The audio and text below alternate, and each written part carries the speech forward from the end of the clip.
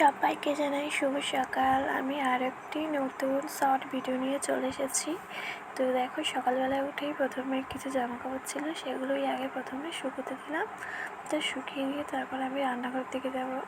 রান্নাঘরে এসে আমি ঝাঁট দিচ্ছি। তো আমার শাশুড়ি সমস্ত কাজ উঠোন ঝাঁট দিয়ে নিয়েছে। ঝাঁট দিয়ে আমি পুকুর পাড়ে চলে যাবো বাসনগুলো মাজতে। তো প্রথমেই বাসনগুলো আমি ঘাটে দিয়ে এসেছিলাম। তো এই যে আমি পুকুর পাড়ে বাসন মাজছি।